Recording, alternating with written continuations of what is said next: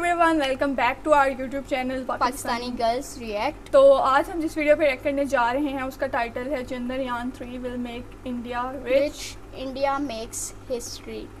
तो अभी तक हम जिस तरह अब देखते जा रहे थे इन वीडियोस को चंद्रयान वाली, उसमें हमने देखा कि कैसे सक्सेसफुली लैंडिंग के बाद लोगों का रिएक्शन और सेलिब्रेशन क्या थी और उसकी अपडेट्स देने के टाइम पे क्या सारी सिचुएशन थी। और इसी के साथ अगर देखा जाए कि वर्ल्ड वाइडली जो है वो इंडिया चौथे नंबर पर इस चीज़ पे आ चुका है कि उन्होंने जो है वो चंद्रयान पे जो है वो लैंडिंग की। और इसके अलावा अगर साउथ पोल लोकेशन के लिहाज से देखा जाए तो उसमें जो है वो इंडिया जो है वो पहले नंबर पे है। तो ये बहुत बड़ी अचीवमेंट है और हम इस वीडियो को देखते हैं कि इसमें हमें मज़ीद जो है वो क्या नई चीज़ देखने को मिलती है सारी इसके बारे में। तो देखते हैं और एंड पे इसके बारे में बात करते हैं। So let's start. Chandrayaan 3 finally भाई मून पे लैंड कर चुका है। इंडिया का तिरंगा मून के ऐसे पार्ट पे लगा दिया गया और मस्त फहर रहा है जहां पे दुनिया में और कोई भी नहीं पहुंच पाया। ये वाला मिशन बस इंडिया के लिए, पूरी दुनिया के लिए एक बहुत बड़ा इवेंट है। इस मिशन के अंदर क्या स्पेशल है, इस स्पेसक्राफ्ट के अंदर क्या नेक्स्ट लेवल टेक्नोलॉजीज लगाई थी और कैसे ये इंडिया को बहुत ज्यादा अमीर बनाने वाला है, ये तीनों चीजें मैं आपको बताता हूँ। और मैं भी पर्सनली बहुत ज्यादा एक्साइटेड हूँ भाई। Let's go. देखो मैं बता दूं, चांद ऐसे स्पेशल था ना आपका, चांद का तारा आप जो अपनी माशूका को दिखाते हो कि हाँ भाई ओहो, उसका जो दूसरा तरफ है वो काफी ज्यादा खुदरूदी है, वो दिखती नहीं है क्योंकि चांद बस अपना एक चेहरा दिखाता रहता है चमकता वाला, बट दूसरी तरफ जो है वो ना कोई देख पाता है ना उस तक कोई पहुंचा है। और जहां पे आप देख नहीं सकते उसके बारे में कुछ नहीं पता कि भाई क्या टेम्परेचर है, क्या हालचाल चल रहा है, वहां पे एक स्पेसक्राफ्ट लैंड करना बहुत ही ज्यादा मुश्किल है। रिसेंट न्यूज आई थी कि भाई रशिया ने भी ट्राई करा था, रशिया का जो स्पेसक्राफ्ट था वो क्रैश हो गया।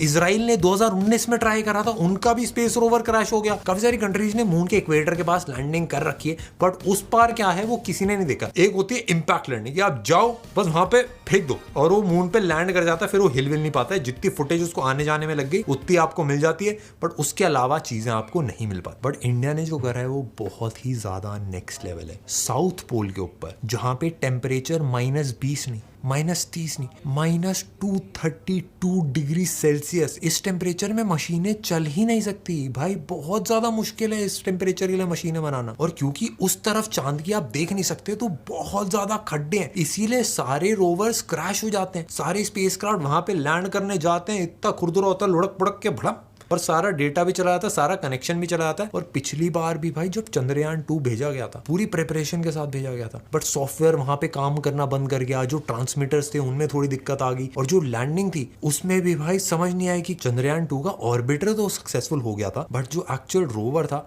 उसके लैंड करने में एक मतलब पार्शियल फेलियर हो गया था और वो क्रैश कर गया था। बट इस बार इसरो ने भाई तबाही मचा दी है भाई। ना जस्ट लैंड करा है, लैंड करने के बाद वो घूम रहा है भाई चांद पे 4-5 एरिया मार्किंग हो जाएगी भाई अब तो तिरंगा हर तरफ, ओहो मजा ही आ जाएगा। आपको लग रहा है ठीक है भाई स्पेसक्राफ्ट लैंड कर दिया, बट इसमें इंडिया अमीर कैसे बनेगा और इंडिया के पास मतलब कितना पैसा लग गया, खर्चा बहुत ज्यादा हो गया होगा, इसमें बड़ी दिक्कत है। मैं सारी चीजें क्लियर करके बताता हूँ। सबसे पहली चीज तो इस स्पेसक्राफ्ट में जो चीजें लगा रखी हैं वो टेक्नोलॉजी को नेक्स्ट लेवल पे लेके जा रही है। पिछली बार से 40 गुना ज्यादा एरिया बढ़ा दिया गया था स्पेसक्राफ्ट में लैंडिंग का, जिससे एक बार में भाई परफेक्ट लैंडिंग हो गई थी। और इस बार अगर लैंड नहीं होता है तो 1 महीना और वेट करना पड़ता, जिसमें घूमता रहता और भाई सर्कल करता रहता, फिर उसके बाद लैंडिंग की कोई भाई तारीख निकलती। क्योंकि आपको लग रहा है कि बस ऐसे ड्रॉप कर दो प्लेन की तरह, ऐसा नहीं होता, बहुत मुश्किल है, बहुत कैलकुलेशन लगती है। विक्रम लैंडर पे भी पिछली बार से फ्यूल काफी ज्यादा बढ़ाया और सोलर पावर भी कर दिया था ताकि सूरज से भी रोशनी लेके भाई अपना मस्त गरम सॉफ्टवेयर में भी भाई काफी नेक्स्ट लेवल अपडेट्स करे गए, जो एक्चुअल फोटोज भी निकल के आई हैं भाई। पहले बहुत मतलब बेसिक फोटोज आती थी, बट अब पूरी लैंडिंग एक स्टेप बाय स्टेप रिकॉर्ड हुई थी। चंद्रयान 2 में क्या था कि मतलब फोटोज देख के अपना क्योंकि आप किसी ने देखा तो है नहीं, फोटोज देख के समझना पड़ता है कैसे लैंड करा जाए। तो भाई पहले खाली फोटोज थी, अब मल्टीपल सेंसर्स लगा दिए थे कि भाई लैंडिंग के लिए क्या क्या चीजें रिक्वायरमेंट होगी, और उन सबको माप के आराम से अपनी भाई परफेक्ट लैंडिंग सिंहासन बना के उतरे। इसमें विक्रम को लैंड करने के लिए भाई मल्टीपल ऐसे लेग्स लगते हैं, टांगे पैर जबरदस्त मजबूत करे गए। 1725 केजी इसका एक्चुअल पूरा वेट है और इसके लिए अच्छी मजबूत टांगे चाहिए। चंद्रयान 2 में कनेक्शन वीक हो गया था एंड उसकी वजह से हम कम्युनिकेट नहीं कर पाए थे एक्चुअल लैंडर के साथ, एंड उसी वजह से क्रैश में भी भाई काफी बड़ा हाथ रहा होगा। बट इस बार कम्युनिकेशन एकदम टाइट, सॉफ्टवेयर भी है, लैंडर का भी ऑर्बिटर दोनों का अपग्रेड करा गया था, इसकी वजह से भाई कोई कनेक्शन नहीं टूटा एंड हम यहाँ पे अर्थ पे देख पा रहे थे लाइव लैंडिंग। पिछली बार जो ऑर्बिटर था भाई, सेम ऑर्बिटर की मदद से, मतलब उसी की हेल्प ली गई थी भाई इसकी लैंडिंग परफेक्ट करवाने में। इसमें काफी सारी नेक्स्ट लेवल टेक्नोलॉजी मैं आपको क्विक बताता हूँ। सबसे पहले इसमें 3 कंपोनेंट्स हैं, लैंडर, रोवर जिसका नाम प्रज्ञान है, और एक प्रोपोर्शन मॉड्यूल है। इन सब की मदद से टेक 4 साइंटिफिक इंस्ट्रूमेंट्स हैं। भाई मून पे पानी है, कोई और ऑर्गेनिज्म है या एलियंस, सबका पर्दाफाश होने वाला। मैं देखता रहूंगा न्यूज। सबसे पहली चीज भाई, इस वाले रोवर से साइंस बहुत ज्यादा आगे जाने वाली है, क्योंकि भाई मून पे अगर पानी है, कोई भी नए एलिमेंट्स मिलते हैं, उसको हम टेस्ट करके उसका डेटा यूज करके साइंस में काफी ज्यादा आगे बढ़ सकते हैं। इससे बैटरीज हो सकता है ऐसी बन जाए जिससे भाई 100 साल एक बैटरी चल रही है, या फिर भाई एंटी ग्रेविटेशनल फील्ड बन जाए, भाई ऐसे रॉकेट्स हम बना पाए जो मार्स तक पहुंचे। इसमें 7 हाई टेक टेक्नोलॉजीज लगाई गई हैं। रामबा करके टेक्नोलॉजी, जिसकी फुल फॉर्म है radio anatomy of moon bound hyper sensitive ionosphere and atmosphere. जो सरफेस के अराउंड का प्लाज्मा है, ये उसको समझ पाता है। बेसिकली जितने भी आयोन्स हैं, जितने भी मटेरियल्स हैं वो सरफेस में, ये उनको स्टडी करके भाई डेटा इंडिया भेज सकता है वापस। CHASTE सेकंड वाला है, इसका फुल फॉर्म है चंद्रा सरफेस थर्मोफिजिकल एक्सपेरिमेंट। ये मून के ऊपर जो एलिमेंट्स है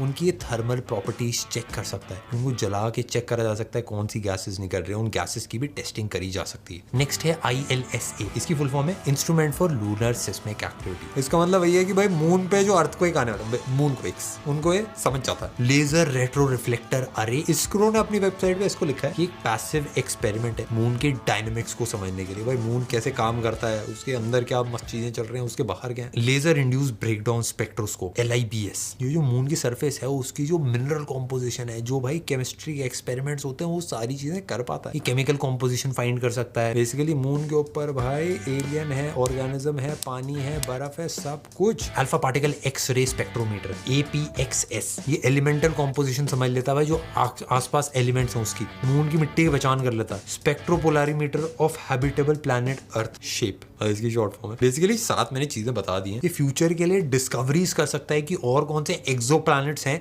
जिन पे भाई अर्थ जैसी लाइफ हो सकती है। ये सारी चीजें कर पाना भाई एक लैंडर के अंदर बहुत बड़ी बात। अब आ जाते हैं भाई पैसे की बात। सबसे पहली बात, 615 करोड़ में एक बेसिक पिक्चर बनती है, और बस 615 करोड़ के अंदर एक ऐसी चीज कर पाना जो दुनिया में कभी नहीं करी गई है भाई, बहुत ही ज्यादा मुश्किल है। मून के साउथ पोल पे लैंड करना ऑलमोस्ट इम्पॉसिबल था आज से पहले, बट आज ये पॉसिबल हो गया इसरो की वजह से, और इससे इंडिया बहुत ज्यादा अमीर बनेगा। सबसे पहली चीज, इंडिया साइंस में बहुत नेक्स्ट लेवल तरक्की कर सकता है। जितने भी साइंस एक्सपेरिमेंट्स हैं, मून की स्टडीज हैं, और बहुत सारी छोटी छोटी चीजें, बड़ी बड़ी स्टडीज, वो इंडिया कर सकता है। यानी जो स्टडीज हैं ये दूसरी कंट्रीज को दी भी जा सकती है बड़े बड़े पैसे के बदले। और उसके साथ साथ बहुत ही कम कंट्रीज हैं पूरी दुनिया में जो एक्चुअल मून पे लैंडिंग कर पाती है, बस 4 है। और साउथ पोल पे तो हम बस अकेले हैं। हम कोई भी और अगर कंट्री है जिसके पास इतना पैसा नहीं है मून पे लैंडिंग करने का और इतनी सारी चीजों को एक्सपेरिमेंट करने का, वो इंडिया को पैसा देते हैं अपनी सैटेलाइट्स को लॉन्च करने के लिए। और किसी भी कंट्री को अगर रिसर्च करनी होगी चांद के ऊपर, तो इंडिया के साथ पार्टनरशिप करेगा, इंडिया को पैसा देगा, ताकि भाई उनके मून मिशंस भी हम पहुंचा दें। और इससे हमारी कंट्री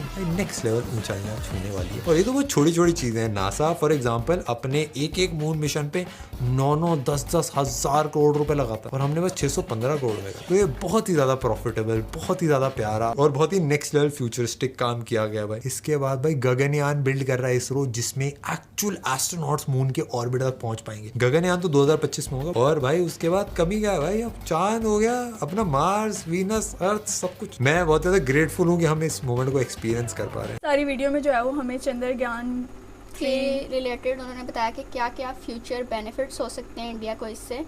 और जिस तरह उन्होंने बात की कि इस मिशन पे सारे काम पर उनको सिर्फ 615 करोड़ रुपए लगे। मतलब सिर्फ तो नहीं, लेकिन ये कि बाकी कंट्रीज़ के कंपैरिजन में, कि जिस तरह वो लोग मिशंस वगैरह इस तरह के करते हैं, तो नासा की उन्होंने बात की 9-10 हज़ार करोड़ उनको और लगे। जिस तरह उन्होंने जो है वो बात की कि जो चंद्रयान 2 गया था और जो 3 गया, कि उसमें क्या चीज़ें जो थी जो कम रह गई थी, और इस पे उन्होंने इम्प्रूव किया। जिसमें उन्होंने बताया कि एक तो ये कि एरिया वगैरह जो है वो उसका काफ़ी ज़्यादा इंक्रीज कर दिया गया, बढ़ाया गया।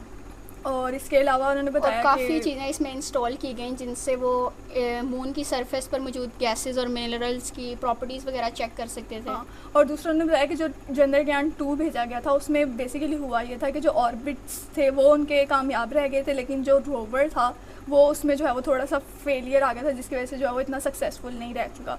लेकिन अब जो है उन्होंने सारा यानी उस चीज़ को जहन में रखा कि क्या क्या जो थी जो कमियां और थी। इस दफ़ा और उन्होंने नेक्स्ट लेवल की चीज़ें उसमें स्पेक्ट्रोमीटर्स वगैरह इंस्टॉल किए, जिससे मून से रिलेटेड काफ़ी केमिकल कंपोजिशंस वगैरह भी उनको इस दफ़ा जो जो इन्फॉर्मेशन वहाँ से मिलेगी उससे क्या क्या फ्यूचर बेनिफिट्स उनको हासिल हो सकते हैं, इस सब का बताया। तो ये कि ओवरऑल अगर वीडियो की बात की जाए तो जिस तरह एक लाइन में अगर हम इसको सम अप करें तो वो ये बनेगी कि अब इंडिया भी लाइक के अपन आज चांद पे है, ये वाली चीज़। और तो दे ट्रूली डिज़र्व इट, मतलब जितनी उन्होंने मेहनत की थी और जितनी डेडिकेशन से काम किया था, मतलब जिस तरह हम देखें ना कि वो उन्होंने हिम्मत नहीं हारी कि अगर उनका पहला क्रैश हो गया या दूसरा नहीं कामयाब हुआ, तो ये चंद्रयान 3 पर उन्होंने इतना काम किया कि अब पूरी दुनिया हाँ, उनको जिस तरह और सराह रही है। फ्यूचर एक्सपेक्ट्स के लिहाज से देखा जाए तो जिस तरह उन्होंने बताया कि बाकी कंट्रीज़ जो हैं वो इसमें जो है वो एज अ मनी इन्वेस्ट करना कर सकती चाहेंगी हैं और इंडिया के साथ पार्टनरशिप कर सकती हैं अगले मिशंस के लिए। और जिस तरह अब फ्यूचर में उन्होंने कहा कि एस्ट्रोनॉट्स के साथ ऑर्बिटल पे जाएंगे, तो ये बहुत ज़्यादा एक्साइटिंग होगा। हम यकीनन देखेंगे उसको लाइव भी, क्योंकि हमें बहुत ज़्यादा शौक था बचपन से इस तरह की चीज़ें देखने का और इस तरह की मूवीज़, लेकिन इंडिया ये रियल में कर रहा है, तो इस चीज़ को एक्सपीरियंस करना बहुत बड़ी बात है। और जो कंडीशन इंडिया की इस टाइम है वो कोई भी नहीं इमेजिन कर सकता। बहुत ज़्यादा इमोशनल भी हैं सारे और प्राउडफुल भी हैं, और हम सारी चीज़ें ये लाइव आप लोगों के साथ भी देख रहे हैं। तो बाकी एक सवाल से मज़ीद जो भी आपका पॉइंट ऑफ व्यू हो या जो भी आप वीडियोस हमें सजेस्ट करना चाहें सजेस्ट कर सकते हैं। और अगर आपको वीडियोस पसंद आ रही तो don't forget to give a like and subscribe to our channel. तो मिलते हैं नेक्स्ट वीडियो में।